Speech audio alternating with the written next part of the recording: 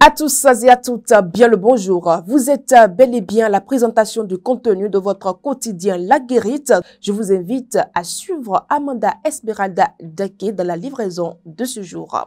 Votre quotidien d'Akonaboué titre en sa manchette du jour. Polémique autour de l'affaire bastonnade d'Hakim Gbadamassi quand Raoufou Siriki politise une affaire familiale. Et si le député LD se concentrait sur sa mission parlementaire, aucun député de la 8e circonscription électorale ne peut rivaliser avec le buffle de Parakou sur le plan social. Hakim Gbadamassi, le jeune homme apparu dans une vidéo virale sur les réseaux sociaux où il était fouetté par un agent de force de sécurité, a récemment clarifié les faits lors d'une déclaration publique. Il a insisté sur le caractère privé de cette affaire, précisant qu'il s'agissait d'un différend familial. Malgré cela, les opposants politiques de l'ancien député Rachidi Gbadamassi continuent d'associer cet incident à sa personne dans le but de ternir son image. En sa fausse manchette du haut, il affiche « Nomination des ministres conseillers.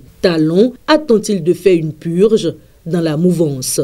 Depuis plusieurs mois, la scène politique béninoise est marquée par un suspense malgré l'adoption d'un décret autorisant la nomination de ministres conseillers à la présidence de la République. La mise en œuvre de cette décision tarde encore. Cet immobilisme, en apparence anodin, cache en réalité des manœuvres stratégiques complexes où se mêlent prudence politique, fidélité et calcul électoraux. À son oreille, on lit Loto Popo FC Mourane Hassan, le retour inattendu. Loto Popo FC a surpris tout le monde ce lundi en annonçant le retour de son ancien milieu de terrain. Depuis, les réactions affluent sur les réseaux sociaux et le club de la cité balnéaire a rompu le silence pour expliquer cette situation inattendue. Autre information parue à la une de votre quotidien La Guérite ce jour. Exonération des droits de douane sur les kits de dialyse. Les patients saluent l'initiative et réclament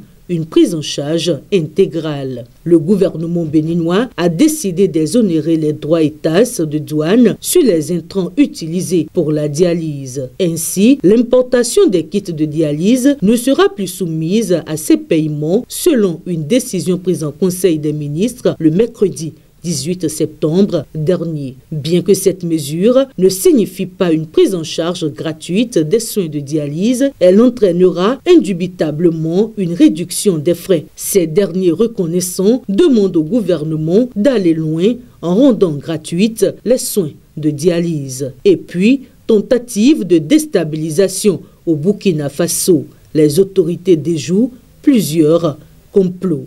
Le Burkina Faso a récemment déjoué plusieurs tentatives de déstabilisation visant à compromettre la sécurité du pays. Lors d'une déclaration télévisée diffusée le lundi 23 septembre 2024, le ministre de la Sécurité, Mahamadou Sana, a révélé que des Burkinabés civils et militaires résidant en Côte d'Ivoire et au Ghana avaient tenté à plusieurs reprises de mener des actions contre le régime en place. Mesdames et messieurs, merci de nous avoir suivis. On se donne rendez-vous demain pour une nouvelle parution de votre quotidien La Guérite.